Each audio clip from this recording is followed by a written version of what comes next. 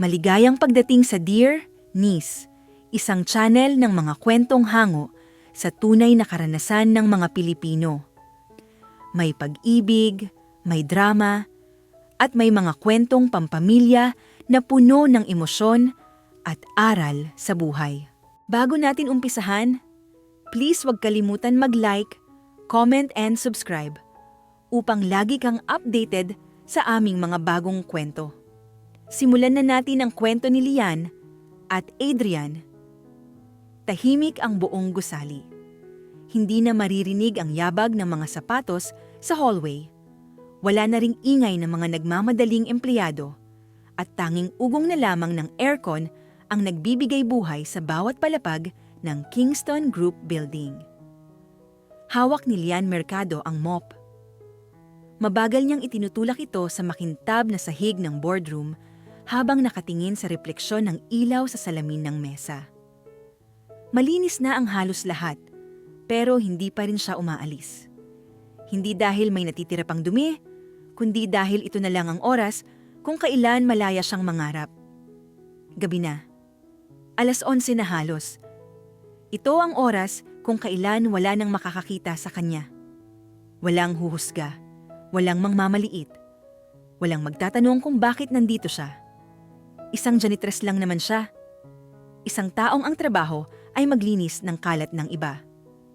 Minsan, napapangiti siya sa sarili niya habang iniisip kung gaano ka-ironic ang buhay. Araw-araw, nililinis niya ang boardroom kung saan pinagdedesisyonan ang kapalaran ng kumpanya. Mga ideyang nagkakahalaga ng milyon. Mga salitang kayang magpabagsak o magpaangat ng negosyo. Ngunit siya, hindi man lang pwedeng maupo sa isa sa mga upuang iyon. Hindi dahil wala siyang kakayahan, kundi dahil wala siyang pwesto. Huminto si Lian sa gitna ng boardroom. Itinukod niya ang mop sa gilid at huminga ng malalim. Tahimik siyang tumayo sa unahan, sa mismong pwesto kung saan madalas tumayo ang mga executive tuwing may presentation. Pinikit niya ang kanyang mga mata. At sa sandaling iyon, hindi na siya si Lian Mercado na janitress. Sa isip niya, isa na siyang strategist. Isa siyang taong pinakikinggan. Good evening, everyone. Mahina niyang binigkas ang mga salita, halos bulong lang, pero malinaw. Diretso ang tindig niya. Hindi na siya nakayuko. Hindi na rin nanginginig ang kamay niya. Based on our recent data, masyado tayong nakatuon sa iisang market. Nakakalimutan natin na may mas malaking potensyal sa mga small and mid-level clients. Humakbang siya ng bahagya, tila may hawak na remote control sa kanyang kamay. Hindi lahat ng growth galing sa malalaking pangalan. Minsan, nasa maliliit na negosyo ang pinaka-consistent na revenue. Bahagya siyang ngumiti. Ito ang paborito niyang bahagi, ang magsalita, ang magpaliwanag, ang magbahagi ng ideya. Hindi niya namamalayan na unti-unting bumibilis ang tibok ng kanyang puso. Hindi dahil sa kaba, kundi dahil sa excitement. Sa mga sandaling ito, pakiramdam niya ay buhay na buhay siya. Pero agad siyang napahinto. Dahan-dahan niyang binuksan ang kanyang mga mata. Tahimik pa rin ang boardroom. Walang audience, walang palakpakan, walang pumapansin. Isa lang itong pantasya, isang pangarap na tanging siya lang ang saksi. Napabuntong hininga si Lian at marahang napailing. Kinuha niyang muli ang mop at itinuloy ang paglilinis. Alam niyang hindi siya pwedeng magtagal. Baka may makakita. Baka may magtanong kung ano ang ginagawa niya. Hindi niya kayang ipaliwanag na nangangarap lang siya. Pagkatapos linisin ang boardroom, inayos niya ang mga ginamit niya at inilabas ang mga basura. Tahimik siyang naglakad palabas ng gusali, dala ang pagod sa katawan at pangarap sa dibdib. Sa labas, malamig ang hangin. Saglit siyang tumigil sa harap ng gusali at tumingala. Mataas. Malaki. Imposibleng abutin. Ganyan din ang pakiramdam niya tuwing iniisip niya ang sarili niyang pangarap. Darating din ako diyan, bulong niya sa sarili. Hindi ngayon, pero darating din. Pag-uwi niya sa maliit niyang apartment, agad siyang nahiga sa kama. Ngunit imbes na makatulog, muling bumalik sa isip niya ang mga ideya. Ang mga campaign, ang mga planong gusto niyang subukan kung mabibigyan lang siya ng pagkakataon. Kinabukasan, maaga siyang nagising. Hindi pa man sumisikat ang araw, nakaupo na siya sa harap ng maliit niyang laptop. Ito ang isa pang mundo ni Lian Mercado. Sa umaga, may maliit siyang online business. Hindi man kalakihan ng kita, pero dito, niya mas lalong nahahasa ang utak niya sa diskarte. Habang nagche-check siya ng messages ng customers, may isang post sa social media ang biglang humatak ng pansin niya. Kingston Group appoints Adrian Kingston as the youngest CEO in the company's history. Napatingin si Lian sa screen. Kilala niya ang pangalang iyon. Paano ba naman, araw-araw niyang nililinis ang opisina nito? Hindi man niya ito madalas makita, ramdam niya ang presensya ng lalaki sa buong gusali. Si Adrian Kingston. Tahimik, mailap, kilalang strikto. Isang CEO na bihirang ngumiti at bihirang makipag-usap kung hindi trabaho ang paksa. Ang bata pa pala, bulong ni Lian habang binabasa ang artikulo. Wala ring balita tungkol sa asawa o girlfriend.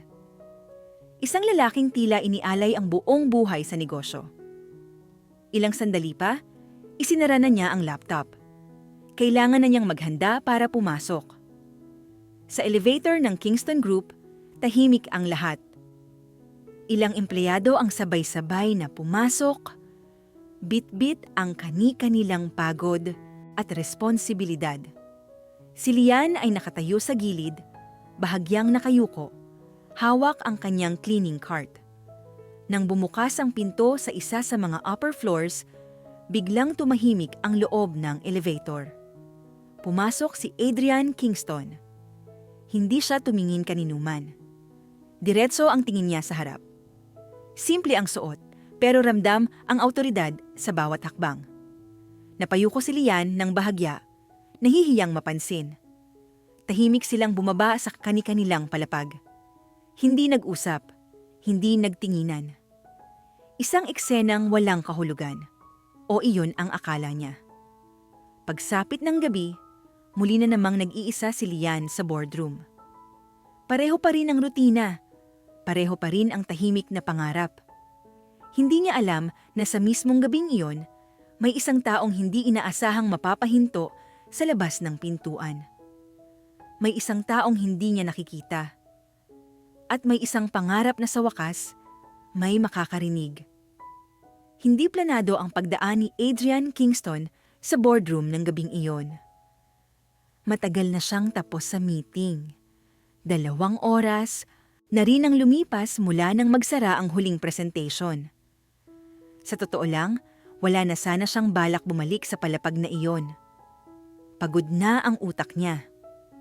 Mabigat ang dibdib niya. At ang gusto na lang niya ay umuwi at tapusin ang araw ng tahimik. Pero may isang folder na naiwan. Mahalaga. Kaya napilitan siyang bumalik. Tahimik ang hallway habang naglalakad siya. Ang ilaw ay dim na, senyales na tapos na ang normal na oras ng trabaho. Ang ganitong katahimikan ay pamilyar kay Adrian. Mas gusto niya ang ganito. Walang tanong, walang abala, walang kailangang kausapin. Nang huminto siya sa tapat ng boardroom, napansin niya agad na bukas ang ilaw sa loob. Kumunot ang kanyang noo. Wala nang dapat naroon sa oras na iyon. Dahan-dahan siyang lumapit sa pinto, balak sana'y pumasok at tanungin kung sino man ang nasa loob kung may kailangan ba sila. Pero bago pa niya maitulak ang pinto, may narinig siyang boses. Isang boses na hindi pamilyar. Mahina pero malinaw. Kung mas lalawakan natin, ang target audience, hindi lang prestige ang makukuha ng kumpanya, kundi stability. Napahinto si Adrian. Hindi siya gumalaw, hindi rin siya nagsalita.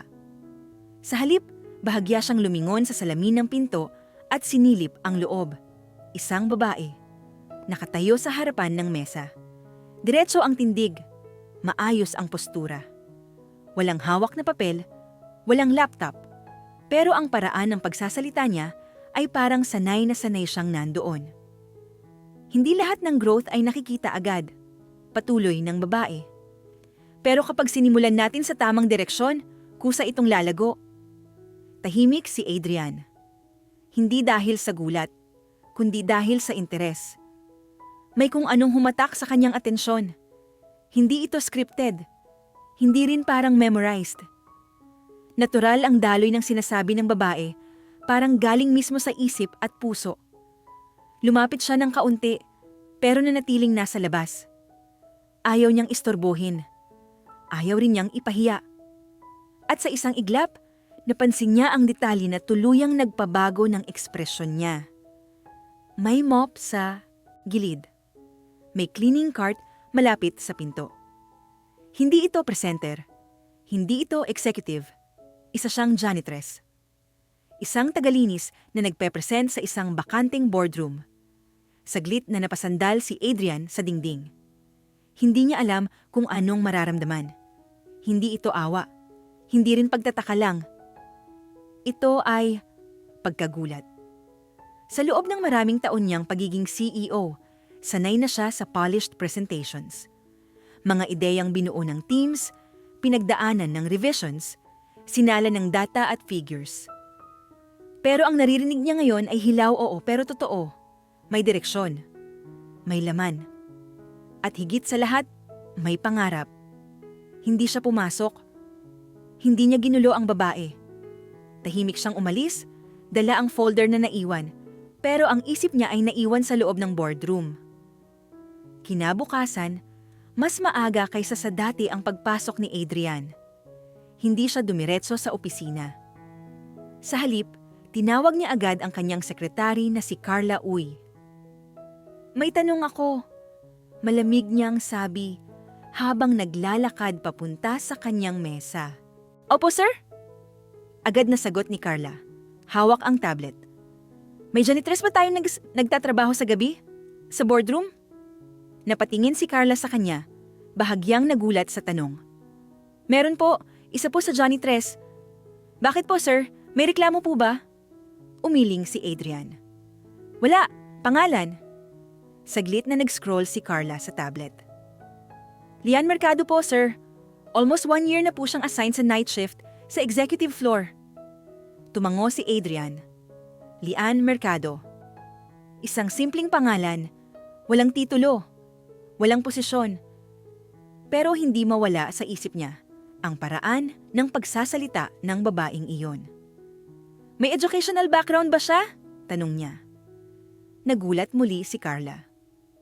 Hindi ko po sigurado, sir. Usually po, hindi na chinecheck yan sa janitorial staff.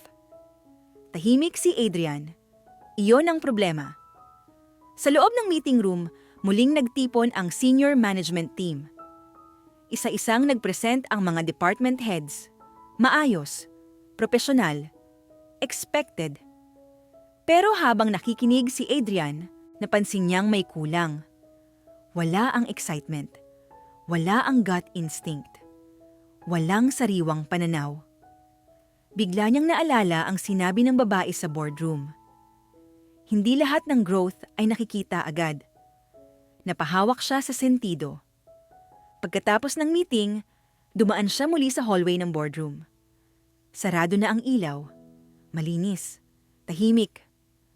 Parang walang nangyari. Pero alam niyang hindi iyon totoo. Sa mga sumunod na araw, napansin ni Adrian ang sarili niyang naghahanap. Sa tuwing daraan siya sa hallway, napapatingin siya sa loob ng boardroom. Sa tuwing gabi ang uwi niya, parang may inaasahan siyang makita. Pero wala. Hanggang isang gabi. Bukas na naman ang ilaw. Huminto siya sa pinto, tulad ng unang pagkakataon. At naroon siya muli. Si Lian Mercado. Hawak ang mop, pero maya-maya'y itinutukod na naman ito sa gilid. Muli siyang humarap sa harapan. Muling nagpe-present, parang walang pakialam kung may makakita o wala. Kung gusto nating manatiling relevant, kailangan nating makinig hindi lang sa data kundi sa mismong market. Napangiti si Adrian. Isang ngiting bihira, hindi dahil sa saya, kundi dahil sa pagkilala. Sa sandaling iyon, may isang malinaw na desisyon na nabuo sa kanyang isip. Hindi siya sigurado kung tama. Hindi rin siya sigurado kung paano ito tatanggapin ng iba. Pero sigurado siya sa isang bagay.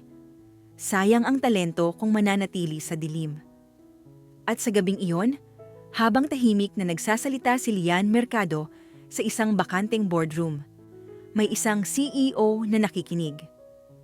Hindi bilang boss, hindi bilang tagapamahala, kundi bilang isang taong sa wakas may narinig na tunay na ideya. Hindi agad nakaalis sa isip ni Adrian Kingston ang babaeng nakita niya sa boardroom. Sa buong maghapon, habang sunod-sunod ang meetings, figures at reports na dumadaan sa harapan niya, palaging may isang boses na sumisingit sa kanyang isip. Hindi ito malakas, hindi rin mapilit, pero malinaw. Parang paalala. Isang ideyang hindi niya inaasahang maririnig mula sa isang taong hindi kasama sa kahit anong listahan ng kumpanya. Sa gitna ng presentation ng finance team, bigla siyang napatingin sa bintana. Abala ang lahat sa numbers, pero siya, wala roon ang atensyon. Hindi niya maiwasang ikumpara ang mga salitang naririnig niya ngayon sa mga narinig niya noong gabing iyon. Polished ang presentasyon. Kumpleto ang data. Pero bakit pakiramdam niya ay kulang? Nang matapos ang meeting, isa-isa nang nagsilabasan ang mga executives. Naiwan si Adrian sa kanyang upuan, tahimik, seryoso at halatang may iniisip. "Sir?" Maingat na tawag ni Carla Uy, ang kanyang sekretary, habang hawak ang tablet. "May susunod pa po kayong meeting in 15 minutes?" Tumango si Adrian, pero hindi tumayo. "Carla?" bigla niyang sabi. "Opo, sir? Gusto kong malaman ang background ni Lian Mercado." Bahagyang natigilan si Carla. "Yung janitress po?" "Oo." Nagpalit ng tingin si Carla sa screen ng tablet niya, parang sinisiguradong tama ang narinig. "Sir, may problema po ba?" Umiling si Adrian. "Wala, gusto ko lang malaman." Tahimik na tumango si Carla. "I'll see what I can find, sir." Paglabas ni Carla, napasandal si Adrian sa likod ng kanyang upuan. Pinagkrus niya ang mga kamay at ipinikit sandali ang mga mata. Hindi siya sanay sa ganitong pakiramdam. Hindi siya sanay na magtanong tungkol sa isang empleyadong wala namang direktang kinalaman sa negosyo. Pero alam niyang hindi ito simpleng curiosity. Ito ay instinct. At sa loob ng maraming taon niyang pamumuno, natutunan niyang pakinggan iyon. Samantala, sa kabilang bahagi ng gusali, abala si Lian Mercado sa paglilinis ng pantry. Tulad ng dati, tahimik siyang gumagalaw, mabilis, maingat at halos hindi napapansin. Sanay na siya roon. Madalas, naririnig niya ang mga bulungan ng ibang empleyado. Mga salitang hindi sinasadya pero masakit pa rin. "Sayang nga ang galing daw niya magsalita." Janitress lang naman. Matalino siguro, pero hanggang dyan na lang, pinipili ni Lian na huwag pansinin. Hindi dahil hindi siya nasasaktan, kundi dahil natutunan na niyang ipunin ang sakit at gawing lakas. Sa tuwing naririnig niya ang mga ganoong salita, mas lalo lang niyang pinapaalala sa sarili ang dahilan kung bakit siya nangangarap. Hindi para patunayan ang sarili sa kanila, kundi para patunayan sa sarili niya na kaya niya. Pagsapit ng gabi, muli siyang naiwan mag-isa sa executive floor. Pareho pa rin ang routine. Pareho pa rin ang tahimik na oras na para sa kanya ay sagrado. Habang nililinis niya ang sahig, hindi niya namalayang may matang nakamasid mula sa malayo. Hindi si Adrian. kundi si Carla. Tahimik na nakatayo sa dulo ng hallway, pinagmamasdan si Lian. May hawak siyang folder. At sa loob ng folder na iyon, unti-unti nang nabubuo ang larawan ng babaeng matagal nang minamaliit ng lahat. Lian Mercado. College undergraduate. Marketing major. Huminto dahil sa kakulangan sa pera. May small online business. Consistent sales growth kahit maliit ang kapital. Kumunot ang noo ni Carla. Hindi niya inaasahang may ganitong laman ang file ng isang janitress. Kinabukasan, maaga na namang pumasok si Adrian. Pagpasok pa lang niya sa opisina, naroon na si Carla halatang naghihintay. "Sir," bungad nito, "may nahanap po ako." Tahimik na tumango si Adrian. "Sabihin mo." Ibinigay ni Carla ang tablet. Isa-isang dumaan sa screen ang impormasyon tungkol kay Lian. Habang binabasa ni Adrian ang bawat detalye, unti-unting lumalim ang kanyang ekspresyon. Hindi ito gulat, hindi rin awa. Ito ay pagkilala. "So she didn't finish college," mahinang sabi niya. "Opo, sir. Pero based po sa records, consistent po ang grades niya noon. Nag-stop lang po talaga dahil kinailangan niyang magtrabaho." Tahimik si Adrian. Hindi niya maiwasang maalala ang paraan ng pagsasalita ni Lian sa boardroom. Ang linaw ng isip. Ang confidence na hindi pilit. "May idea ba kayo?" tanong niya. "Kung bakit siya nagsasalita sa boardroom tuwing gabi?" Umiling si Carla. "Wala po, sir. Hindi ko rin po alam." Tumango si Adrian at ibinalik ang tablet. "Salamat." Lumabas si Carla, pero bago pa man tuluyang isara ang pinto, narinig niya ang boses ni Adrian. "Huwag mo munang ipaalam sa kanya." "Opo, sir." Muling naiwan mag-isa si Adrian. Tumayo siya at naglakad papunta sa bintana. Mula roon, tanaw niya ang buong lungsod. Maliit ang mga ilaw. Maliit ang mga tao. Ngunit minsan, sa pinakamaliit na lugar, may pinakamalaking potensyal. Kinagabihan, muli siyang dumaan sa executive floor. Ngunit sa pagkakataong ito, hindi siya tumigil sa pinto. Pumasok siya. Tahimik. Hindi siya nagsalita agad. Narinig niya muna ang boses ni Lian. Hindi kailangan ng malaking budget para makagawa ng impact. Kailangan lang ng tamang mensahe. Napahinto si Lian nang maramdaman niyang may presensya sa likod niya. Mabagal siyang lumingon. At doon siya napatingin sa lalaking hindi niya inaasahang makita sa oras na iyon. Si Adrian Kingston. Nanlaki ang kanyang mga mata. Biglang bumilis ang tibok ng kanyang puso. Agad niyang kinuha ang mop at halos napaurong sa gulat. Sa sir, nauutal niyang sabi. "Pipasensya na po, aalis na po ako." Hindi gumalaw si Adrian. Hindi rin siya sumagot agad. Tinitigan niya si Lian mula ulo hanggang paa. Hindi para husgahan, kundi para unawain. "Hindi ka pa tapos," mahinahon niyang sabi. Napatigil si Lian. "Po? Yung sinasabi mo," dagdag ni Adrian. "Ituloy mo." Napatulala si Lian. Hindi niya alam kung tama ang narinig niya. Pakiramdam niya ay biglang lumiit ang silid. Ang boardroom na matagal niyang tinitingala ay tila lalong naging mabigat sa dibdib. "Sir, janitress lang po ako," mahinang sabi niya. "Nagpa-practice lang po ako." Tumango si Adrian. "Alam ko." Mas lalo siyang kinabahan. "Pero gusto kong marinig," dagdag pa ni Adrian. Saglit na natahimik si Lian. Ramdam niya ang panginginig ng kanyang kamay. Ngunit sa halip na umatras, huminga siya ng malalim. Ito na ba iyon? Ang pagkakataong matagal niyang hinihintay? O isa lamang itong sandaling lilipas? Hindi pa niya alam. Pero sa unang pagkakataon, may isang taong may kapangyarihan ang handang makinig.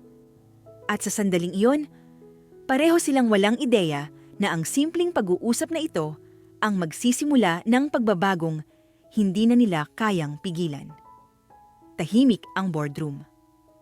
Ang dating lugar na para kay Lian Mercado ay ligtas. Isang espasyo kung saan pwede siyang mangarap nang walang nakakakita. Ngayon ay tila masyadong malaki para sa kanya. Parang bawat upuan ay may matang nakatitig. Parang bawat pader ay may tanong na hindi niya kayang sagutin. Nakatayo si Adrian Kingston ilang hakbang ang layo. Hindi siya nakaupo. Hindi rin siya nagmamadali. Tahimik lang siyang nakikinig, parang kanina. Pero ngayon, alam ni Lian na hindi na ito pantasya. Totoo na ang kaharap niya. "Sir!" Mahinang sabi ni Lian. Hawak ang mop na parang sandalan. "Pasensya na po. Talaga, hindi ko po intensyong gamitin ang boardroom. Lilinisin ko na lang po at aalis." Lumapit si Adrian ng bahagya, pero nanatiling may distansya. Hindi siya nanggigipit. Hindi rin siya nakakatakot sa paraan ng pananalita niya. Tahimik lang, diretso. "Hindi kita sinisita," sabi niya. "Gusto kong maintindihan." Napatingin si Lian sa sahig. "Wala po talagang dapat intindihin, sir. Nagpa-practice lang po ako. Pangarap ko lang po yun." "Anong pangarap?" tanong ni Adrian. Saglit na natahimik si Lian. Hindi dahil ayaw niyang sumagot, kundi dahil matagal na niyang kinukulong ang sagot na iyon sa dibdib. Hindi niya alam kung ligtas na bang ilabas. "Na, maging parte po ng ganitong meeting," mahina niyang sabi. "Hindi bilang tagalinis, kundi bilang taong may ambag." Hindi nagsalita si Adrian agad. Sa halip, tumingin siya sa paligid. Sa mesa. Sa mga upuan. Sa lugar na ilang beses na niyang tinayuan bilang CEO. "May background ka sa marketing," sabi niya, parang isang pahayag, hindi tanong. Nanlaki ang mata ni Lian. "Paano niyo po?" "May maliit kang online business," dagdag ni Adrian. "At consistent ang growth." Naramdaman ni Lian ang pagbilis ng tibok ng kanyang puso. Biglang parang lumiit ang hangin sa paligid. Pakiramdam niya ay nahubaran siya ng lihim na matagal niyang iningatan. "Hindi po ako nagtapos," mabilis niyang dagdag, parang nagtatanggol. "At hindi rin po ako expert. Hindi po ako..." "Hindi kita hinuhusgahan," putol ni Adrian. "Nakikinig ako." Iyon ang unang beses na may nagsabi sa kanya ng ganoon. Nakikinig ako. Hindi nagtanong. Hindi nagbigay ng kondisyon. Hindi nagsabi ng pero. Nakinig. "Gusto kong bigyan ka ng pagkakataon," diretso niyang sabi. Nanlaki ang mata ni Lian. Napaurong siya ng bahagya, hindi dahil sa takot, kundi dahil sa bigat ng salitang iyon. "Sir, hindi po yata tama," mahinang sabi niya. "Janitress lang po ako. Baka po isipin ng iba. Hindi ka magpe-present," dagdag agad ni Adrian. "Hindi pa." Napatingin si Lian sa kanya. "May paparating na brainstorming para sa isang malaking account," paliwanag ni Adrian. "Gusto kitang isama. Observer ka lang, makikinig, magbibigay ka ng ideas. Sa akin, direkta." Napatigil si Lian, parang may tumigil sa oras. "Sir, bakit po ako?" tanong niya. Hindi maitago ang kaba sa boses. Huminga ng malalim si Adrian. "Dahil narinig kita, at hindi lahat ng ideya na mahalaga ay galing sa may titulo." Tahimik silang dalawa. Sa labas ng boardroom, walang nakakaalam sa usapang nagaganap. Walang nakakarinig. Walang nakakakita. Pero sa loob, para kay Lian, parang sumabog ang mundo niya. "Hindi ko po alam kung kaya ko," mahina niyang sabi. "At baka po magsisi kayo." Ang pagsisisi, sagot ni Adrian, ay para sa mga pagkakataong hindi sinubukan. Nagtagpo ang kanilang mga mata. Hindi ito romantiko, hindi rin ito bastos. Ito ay isang tahimik na pagkilala. Parang dalawang taong magkaiba ang mundo, pero nagkakasalubong sa iisang sandali. "Hindi ko ipapahiya ang kumpanya," biglang sabi ni Lian, mas matatag na ang boses. "At hindi ko rin ipapahiya ang tiwala niyo kung sakali," Tumango si Adrian. Iyon lang ang hinihingi ko. Kinabukasan, halos hindi makatulog si Lian. Paulit-ulit na bumabalik sa isip niya ang usapan nila ni Adrian. Bawat salita, bawat tingin, bawat pagkakataong pwede niyang tanggapin o tanggihan. Sa umaga, habang nag-aayos siya ng gamit, tinitigan niya ang sarili sa salamin. Nakita niya ang babaeng sanay maglinis, sanay mapagod, sanay manahimik. Pero sa likod ng mga mata niya, may apoy. Sa opisina, tahimik ang umaga. Ngunit hindi niya napansin ang mga matang sumusunod sa kanya. Si Carla Uy, nakatayo sa may gilid, pinagmamasdan ang bawat galaw ni Lian. Miss Lian, tawag nito. Napalingon si Lian, bahagyang nagulat. Opo? Pinapatawag ka ni Sir Adrian. Malamig na sabi ni Carla. Naramdaman ni Lian ang paninikip ng dibdib. Tumango siya at sumunod. Sa loob ng opisina ni Adrian, mas malinaw ang lahat. Malinis, maayos, kontrolado. Isang mundo na hindi niya akalaing papasukin niya kahit kailan. Umupo ka, sabi ni Adrian. Itinuturo ang upuan sa tapat ng mesa. Umupo si Lian, diretso ang likod, pero ramdam ang kaba sa kamay. Hindi ito promosyon, diretsong sabi ni Adrian. At hindi rin ito guarantee ng kahit ano. Tumango si Lian. Naiintindihan ko po. Ito ay trial, dagdag niya. May access ka sa materials. May time ka para mag-aral. Pero sa harap ng iba, ikaw ay observer lang. Huminga ng malalim si Lian. At kung magkamali po ako? Tinitigan siya ni Adrian. Lahat nagkakamali, ang mahalaga natututo. May inabot siyang folder kay Lian. Background ng client, sabi niya. Basahin mo, intindihin. Bukas ang brainstorming.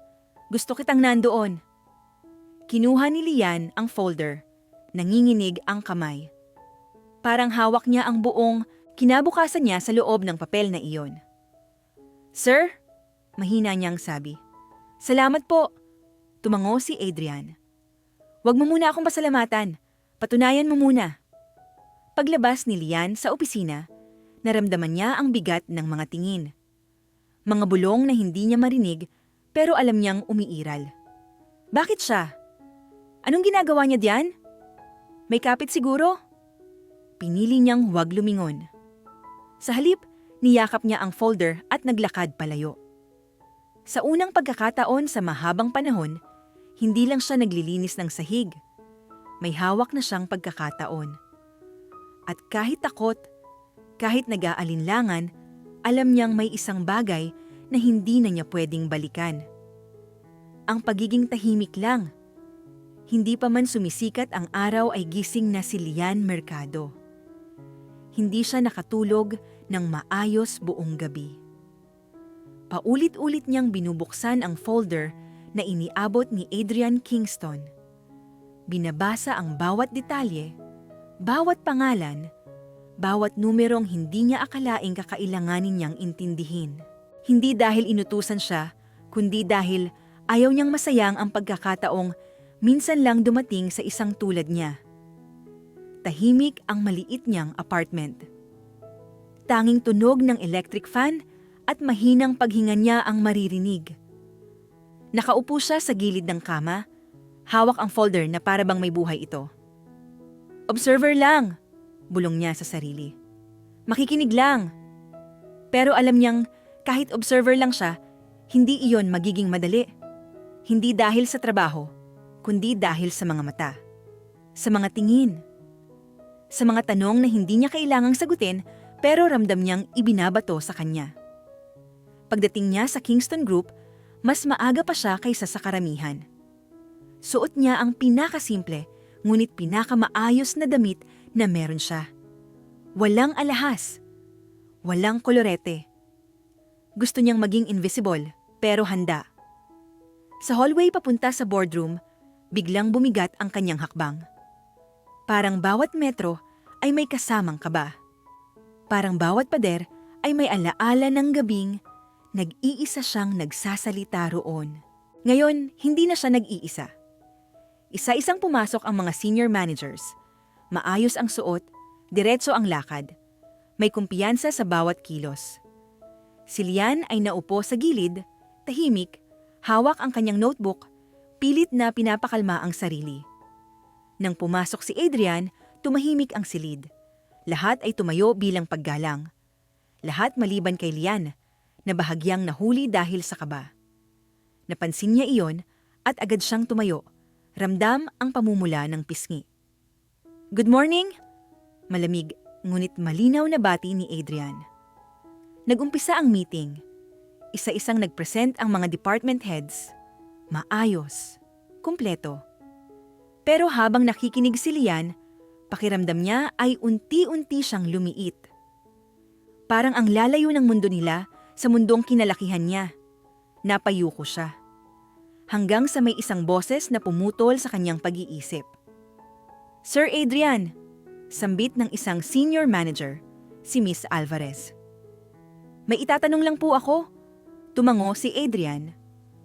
"Bakit po may janitress na sa loob ng meeting?" Diretsahang tanong nito. Sabay tingin kay Lian. Parang huminto ang oras. Biglang nag-init ang tenga ni Lian. Ramdam niya ang bigat ng lahat ng mata sa kanya. Ang hawak niyang bolpen ay bahagyang nanginginig. Hindi siya nakapagsalita.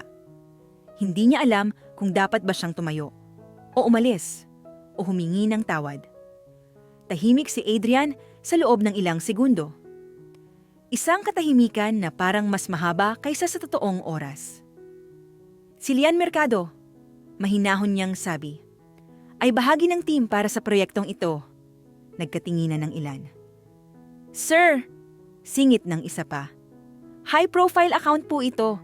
Hindi po ba?" "Alam ko kung sino siya." Malamig na putol ni Adrian. "At alam ko rin kung bakit ko siya pinaupo dyan." Tahimik ang buong boardroom. "Kung may mas matibay kayong dahilan para pigilan ang presensya niya," dagdag pa ni Adrian, "you're free to say it now." Walang nagsalita. Walang tumutol. Dahan-dahang huminga si Lian. Hindi pa rin siya makapaniwala sa nangyari. Hindi niya akalaing ipagtatanggol siya ng ganoon. Hindi niya inasahan na may taong pipili sa kanya sa harap ng lahat. Nagpatuloy ang meeting. Habang nakikinig si Lian, mas lalo niyang napapansin ang mga butas sa mga presentasyon. Hindi dahil mali ang mga ito, kundi dahil may mga bagay na pwedeng palawakin. May mga ideyang pwedeng gawing mas simple, mas totoo. Hindi niya namalayang napapatingin na sa kanya si Adrian paminsan-minsan. Hanggang sa matapos ang isang presentation. "Lian," biglang tawag ni Adrian. Nanlaki ang mata niya. "May gusto ka bang idagdag?" Tanong niya. Diretso, pero walang pilit. Parang may bumara sa lalamunan ni Lian. Saglit siyang napatingin sa notebook niya. Pagkatapos ay sa mga taong nakapaligid sa kanya.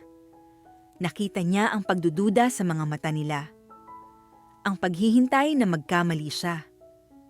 Pero narinig din niya ang sarili niyang boses sa loob ng isip niya. Yung boses na gabi-gabi niyang pinakikinggan sa boardroom. Tumayo siya. "Base po sa mga nakita ko," maingat niyang simula. "Masyado po tayong nakatuon sa malaking market. Pero may potensyal po tayo sa mga small business owners na naghahanap ng simple pero epektibong solusyon." May ilang napailing. "Elementary," bulong ng isa, hindi sinasadyang marinig. Ramdam ni Lian ang pag-urong ng loob niya, pero hindi siya huminto. "Hindi po lahat ng client ay naghahanap ng komplikadong campaign," dagdag niya. "Minsan, mas mahalaga ang clarity kaysa complexity." Tahimik ang silid. Bago pa siya tuluyang mapaupo, nagsalita si Adrian. "That's an angle we haven't fully explored," sabi niya. "And sometimes, the simplest insight is the most profitable." May mga napatingin kay Lian. May mga napatingin kay Adrian. "Continue," sabi ni Adrian, nakatingin kay Lian. Lumakas ang loob niya. Hindi dahil sa papuri, kundi dahil sa tiwala. Matapos ang meeting, tahimik na nagligpit si Lian ng gamit. Hindi niya alam kung ano ang dapat maramdaman. Parang may halo ng takot, tuwa, at pagod sa loob niya. Naiwan sila ni Adrian sa boardroom. "Salamat po," mahina niyang sabi. "Hindi ko po makakalimutan yon," tumango si Adrian. "You did well." Isang simpleng pangungusap. Pero para kay Lian, parang medalya. Paglabas nila ng gusali, ramdam niya ang mga matang nakatingin sa kanila. Ang mga bulong na hindi niya marinig, pero alam niyang umiiral. "Lunch!" Biglang aya ni Adrian. Nagulat siya. "Sir? Kailangan mo ring kumain," sagot nito. Sa unang pagkakataon, magkasabay silang lumabas bilang higit pa sa CEO at janitress. At sa gitna ng takot at pangarap, unti-unting may nabubuong koneksyon na hindi nila parehong pinaplano. Hindi agad nakauwi si Lian Mercado matapos ang meeting. Hindi dahil may trabaho pa siyang kailangang tapusin, kundi dahil parang ayaw pang huminto ng isip niya. Ang bawat sandali sa boardroom ay paulit-ulit na bumabalik sa alaala niya. Ang tanong, ang tingin. Ang boses ni Adrian Kingston nang sabihin nitong, "Continue." Isang salita lang iyon. Pero sapat para baguhin ang paraan ng pagtingin niya sa sarili niya. Sa pantry ng executive floor, tahimik siyang nagtitimpla ng kape. Nanginginig pa rin ng bahagya ang kamay niya, hindi dahil sa pagod, kundi dahil sa adrenaline. Hindi niya akalaing magsasalita siya sa harap ng ganoong klaseng mga tao. Mas lalo niyang hindi inakala na may makikinig. "Hindi ka ba uuwi?" Napalingon si Lian, bahagyang nagulat. Si Adrian. Nakatayo sa may pintuan, hawak ang phone, parang kaswal lang na napadaan. Pero alam ni Lian na wala sa kilos ng lalaking iyon ang basta lang. Sandali lang po," sagot niya. "Magkakape lang." Tumango si Adrian at pumasok sa pantry. "Make it two." Nanlaki ang mata ni Lian, pero agad din siyang tumango. Tahimik niyang tinimpla ang isa pang tasa at iniabot iyon kay Adrian. "Salamat," sabi nito, bago uminom ng kaunti. Tahimik silang dalawa. Walang pilit na usapan. Walang awkward na tanong. Pero sa katahimikan, may kung anong gumagalaw. "Sanay ka na bang magsalita sa harap ng tao?" Tanong ni Adrian, parang biglang naisip. Umiling si Lian. "Hindi po, sa harap lang po ng pader." Bahagyang ngumiti si Adrian. Isang ngiting mabilis, pero totoo. "Hindi halata kanina," sabi niya. "You handled yourself well." Napangiti rin si Lian, pero agad ding umiwas ng tingin. Hindi pa rin siya sanay makatanggap ng ganoong klase ng papuri. Mula noon, nagsimula ang mga sandaling hindi nila pinaplano. Mga pagkakataong parang nagkataon lang, pero paulit-ulit nang nangyayari. Sa elevator, madalas na silang nagkakasabay. Hindi na kailangang magsalita. Isang tango, isang maikling good morning. Pero sa bawat pagsara ng pinto, ramdam ni Lian ang kakaibang tensyon.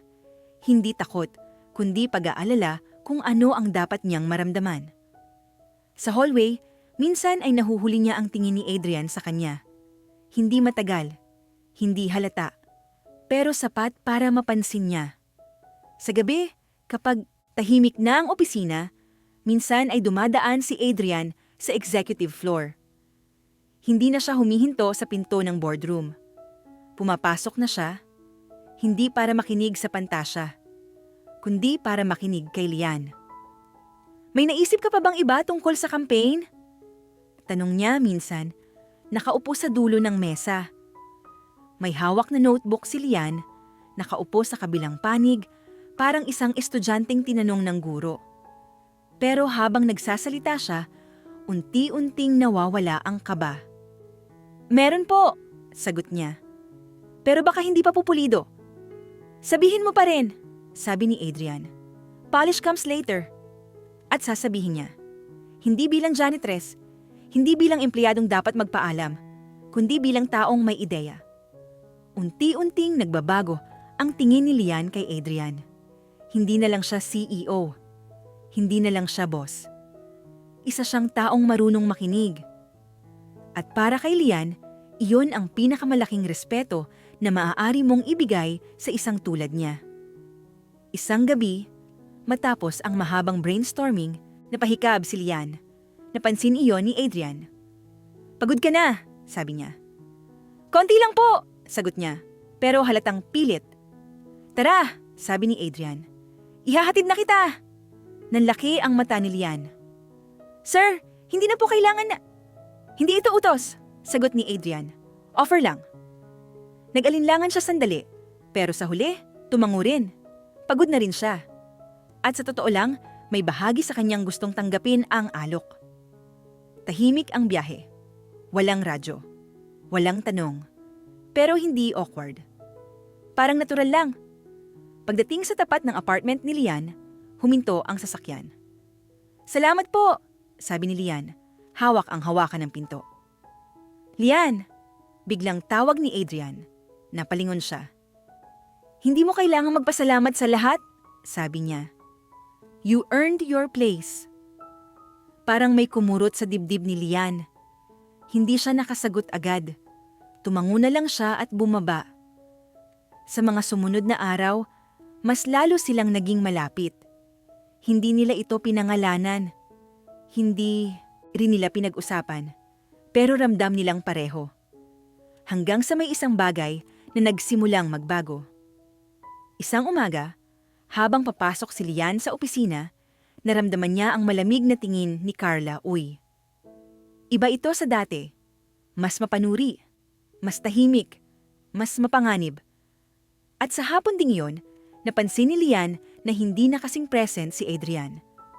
Tahimik siya sa meeting. Malayo ang tingin. Parang may iniisip na wala sa silid. "Okay ka lang po ba?"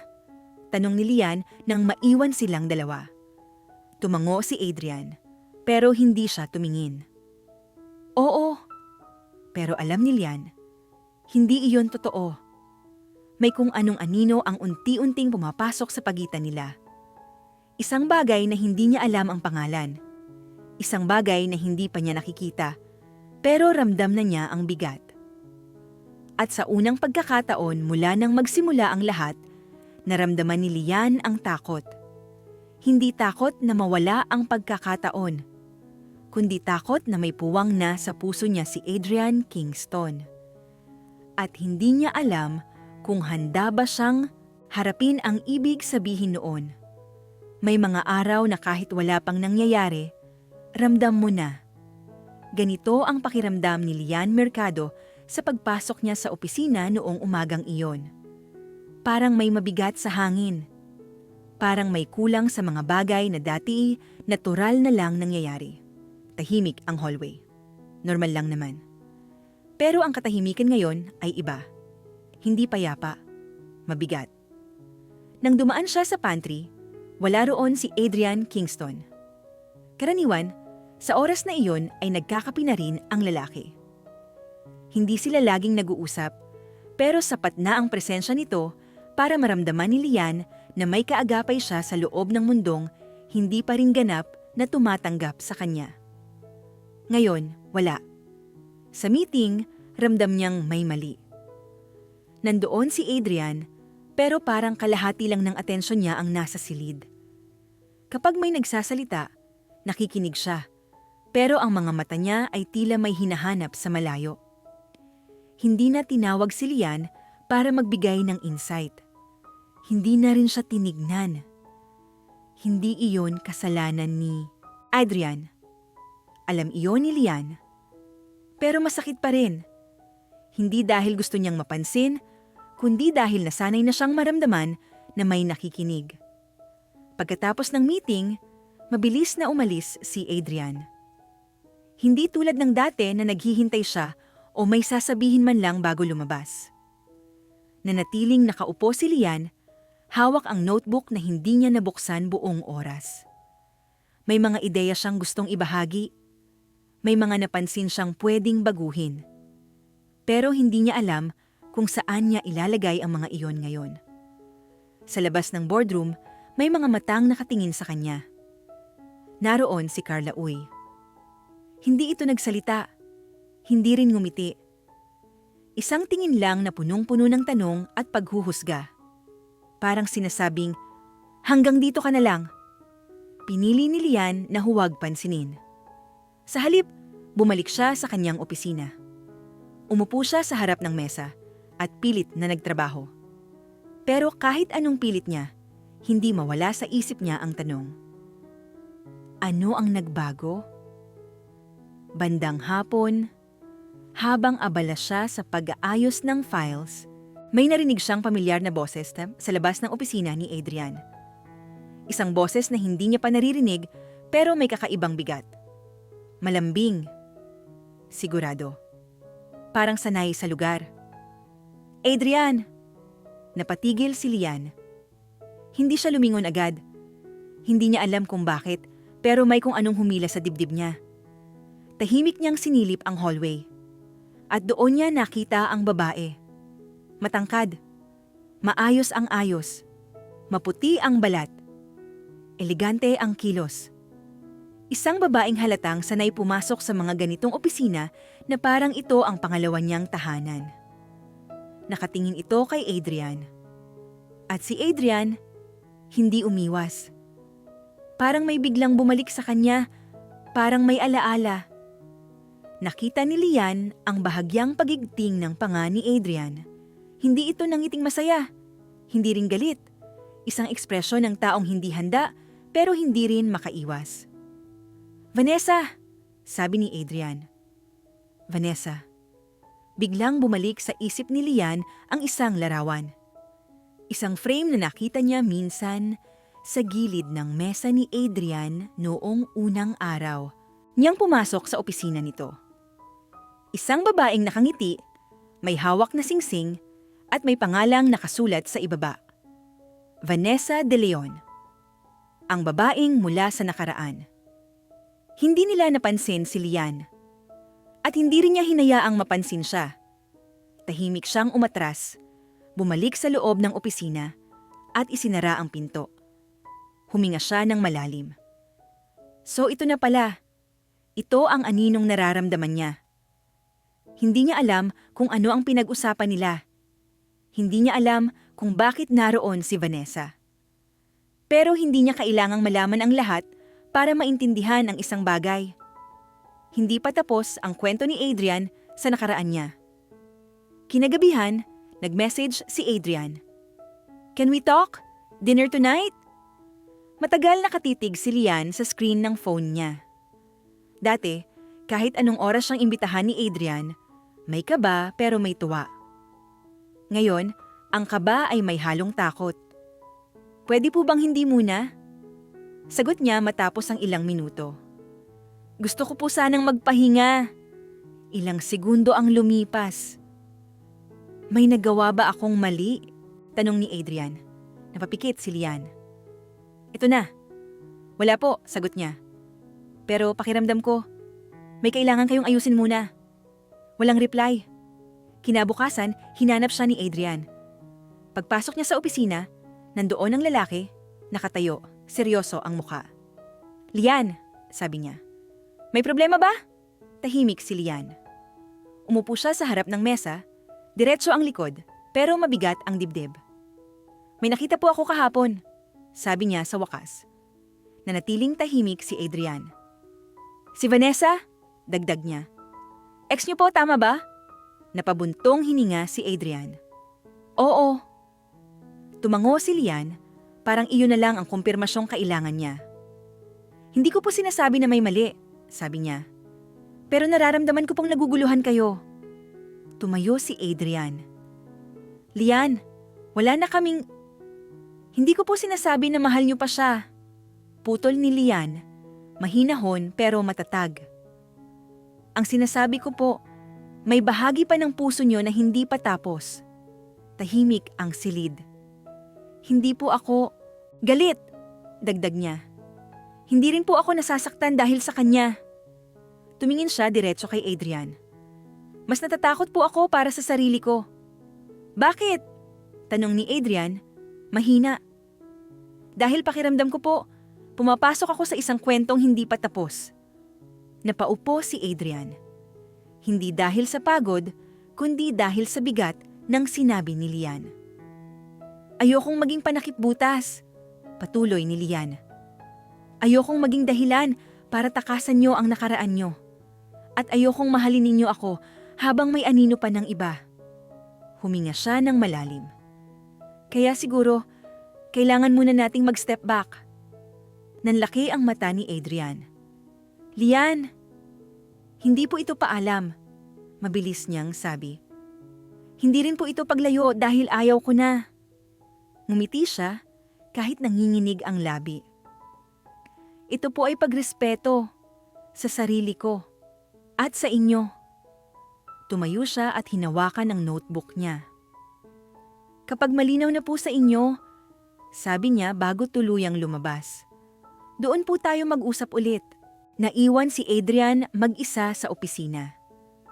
Tahimik. Hindi siya gumalaw. Hindi rin siya nagsalita. Parang unang beses niyang naramdaman ang bigat ng katahimikan sa loob ng gusaling ito. At sa kabilang dulo ng hallway, habang naglalakad palayo si Lian, tahimik na tumulo ang luha sa kanyang mga mata.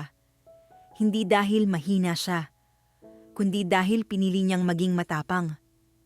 Hindi umuwi agad si Adrian Kingston matapos umalis si Lian Mercado. Nanatili siyang nakaupo sa loob ng kanyang opisina. Nakatingin sa pintuang ilang minuto lang, ang nakalipas ay sinarhan ng babaeng hindi niya inakalang magiging ganito kahalaga sa kanya. Ang mga salitang binitiwan ni Lian ay paulit-ulit na umaaling-aungaw sa isip niya. Ayokong maging panakipbutas. Ayokong mahalin ninyo ako habang may anino pa ng iba. Matagal nang walang nakapagsalita sa kanya ng ganoon. Hindi bilang empleyado, hindi bilang taong humihingi ng paliwanag, kundi bilang babaeng alam ang halaga ng sarili niya. Huminga siya ng malalim at ipinikit ang mga mata. Hindi niya maitatanggi. Tama si Lian. Hindi dahil mahal pa niya si Vanessa de Leon. Alam niya iyon. Malinaw. Hindi na siya nasasaktan sa ideya ng pagkawala ng babae. Hindi na rin siya naghahabol. Pero may isang bagay na hindi pa niya tuluyang hinaharap. Ang dahilan kung bakit siya nasaktan noon. Ang bahagi ng sarili niyang hinayaan niyang manatili sa nakaraan. Mula nang bumalik si Vanessa, biglang nagising ang lahat ng hindi niya tinapos. Hindi ang pagmamahal, kundi ang galit, ang pagkabigo. Ang pakiramdam na iniwan siya ng walang paliwanag, ng walang respeto. At imbes na harapin iyon, tinabunan niya ng trabaho. Tinabunan niya ng katahimikan. Tinabunan niya ng pagiging malamig na CEO na walang pinapapasok sa personal na mundo. Hanggang dumating si Lian. Isang babaeng walang titulo, walang kapangyarihan, pero may tapang na sabihin ang totoo sa harap niya. Tumayo si Adrian at naglakad papunta sa bintana. Sa ibaba, kita ang mga ilaw ng lungsod. Mga taong may kanya-kanyang kwento. Mga desisyong ginagawa araw-araw. Alam niyang may kailangan siyang gawin. At alam niyang hindi na niya pwedeng ipagpaliban. Kinabukasan, maagang dumating si Adrian sa opisina. Hindi siya dumiretso sa meeting. Hindi rin siya nagbukas agad ng emails. Sa halip, tinawag niya si Paulo Kingston, ang kanyang kapatid. May oras ka ba? Tanong niya sa telepono. Para sa'yo?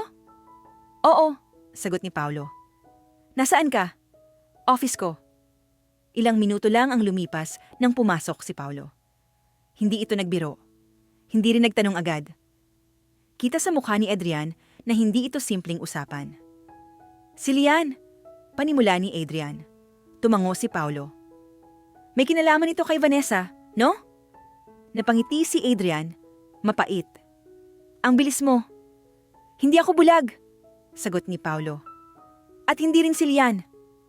Umupo si Adrian at isinandal ang mga siko sa mesa. Akala ko okay na ako. Akala ko tapos na. Pero nung bumalik si Vanessa, Parang may bumukas ulit. Mismo ba? Siya? Diretsong tanong ni Paulo. Umiling si Adrian. Hindi. Galit ka pa ba? Tumahimik siya sandali bago sumagot. Oo, tumango si Paulo. Iyan ang hindi mo inaamin. Napabuntong hininga si Adrian. Hindi ko alam kung paano tapusin. Sa pamamagitan ng pagiging tapat, sagot ni Paulo. Hindi kay Lian, sa sarili mo. Tahimik silang dalawa. Kung si Lian ang nasa posisyon mo, dagdag ni Paulo, papayag ka bang mahalin kanya kung may bahagi pa ng puso mo na hindi pa buo? Hindi sumagot si Adrian. Hindi na kailangan. Pagkatapos ng usapan, pinatawag ni Adrian si Vanessa. Hindi sa opisina, hindi sa publiko. Sa isang tahimik na kafe sa labas ng gusali. Dumating si Vanessa na parang walang nagbago. Maayos ang ayos. Matikas ang tindig. Parang handang bumalik sa buhay na iniwan niya. Adrian! Malambing na bati niya. Salamat sa pagpayag makipagkita! Diretso ang tingin ni Adrian. Hindi ito tungkol sa pagbabalikan. Nabura ang ngiti ni Vanessa. Hindi mo pa man naririnig? Narinig ko na, putol ni Adrian. Noong umalis ka, nung pinili mo ang iba, nung iniwan mo ako ng walang paliwanag. Nanlaki ang mata ni Vanessa. Hindi ko sinasadya. Pero ginawa mo, mariing sabi ni Adrian. At kailangan kong sabihin ito ngayon, hindi para saktan ka, kundi para tapusin na.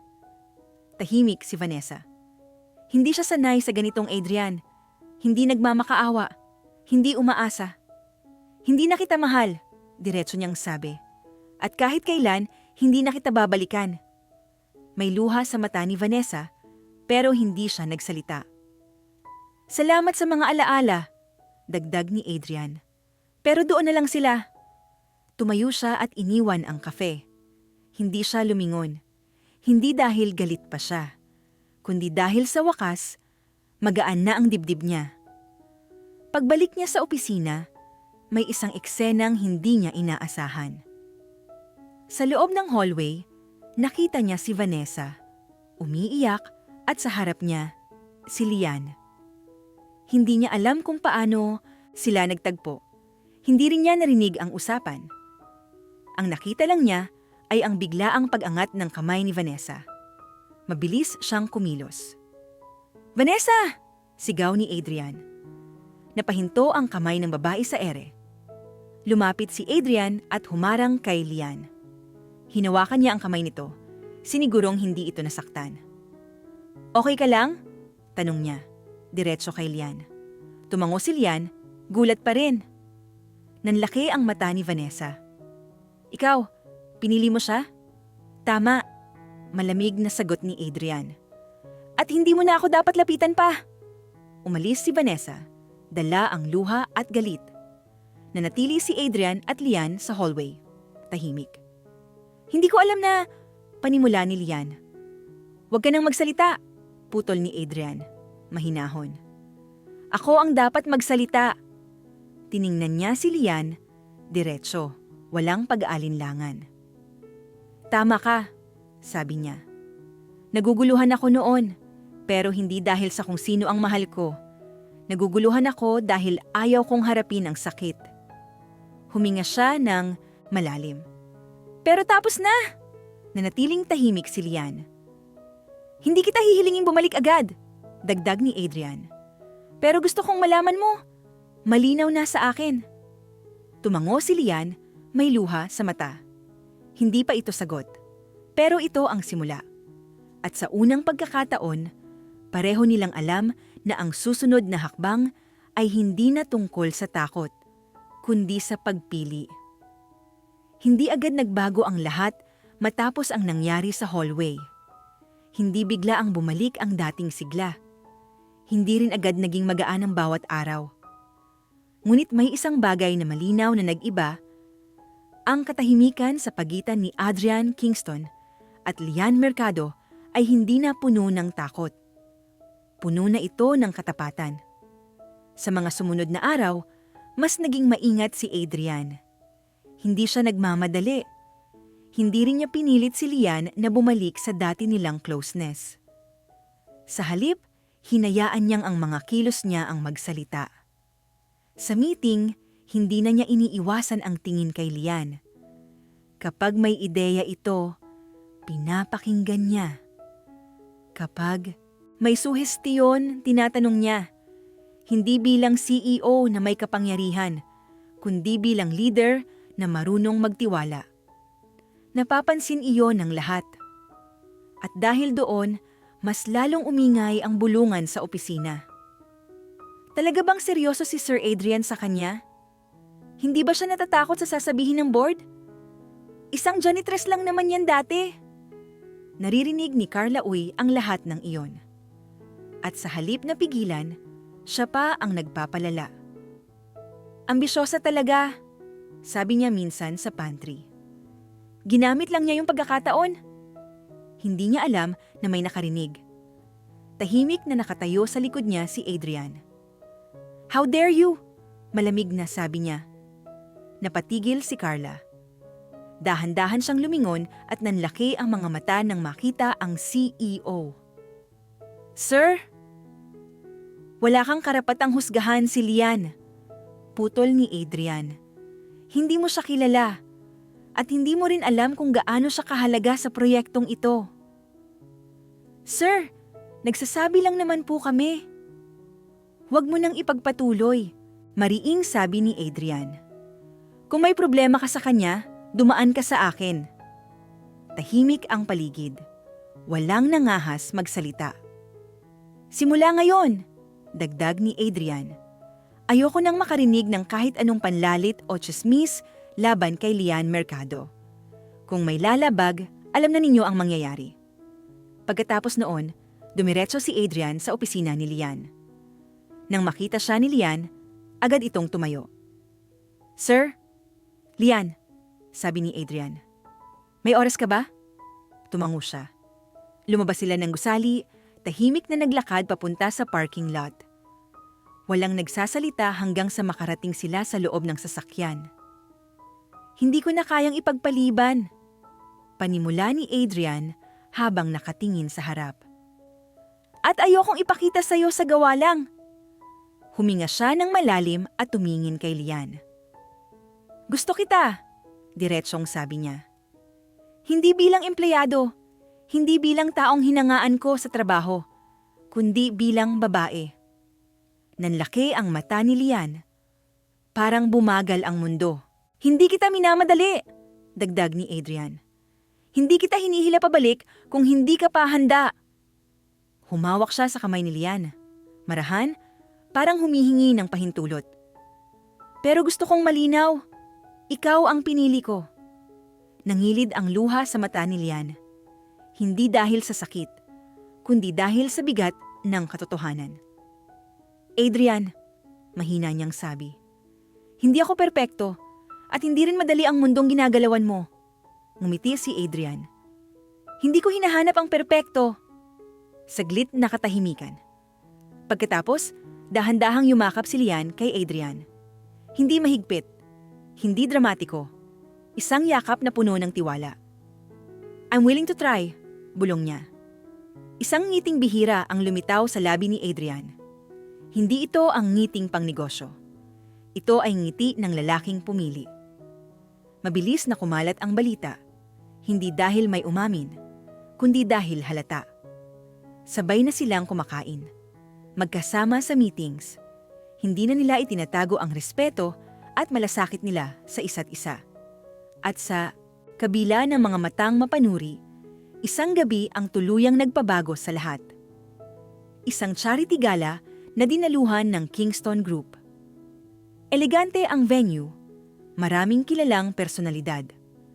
At sa unang pagkakataon, si Lian ay nandoon hindi bilang empleyadong nasa gilid, kundi bilang kasama ni Adrian.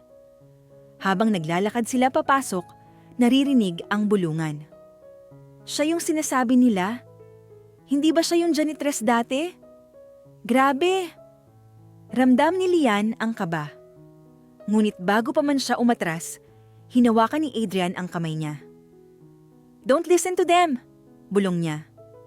At sa harap ng lahat, magkasabay silang naglakad. May lumapit na photographer. "Sir Adrian, one photo please." Tumango si Adrian at inilapit si Lian sa kanyang tabi. Walang alinlangan, walang pagtatago. Kinabukasan, laman na ng ilang business columns ang larawan nila. Hindi tsismis, isang pahayag. At sa gabing iyon, habang nakaupo sila sa tahimik na restaurant, may isang kahon si Adrian na inilapag sa mesa. Hindi pa singsing, isang susi. "Susi ng bahay," sabi niya. "Hindi para doon ka tumira agad, kundi para alam mong may lugar ka sa buhay ko." Napaluha si Lian at tumango. Hindi pa ito proposal, pero malinaw na malinaw ang direksyon.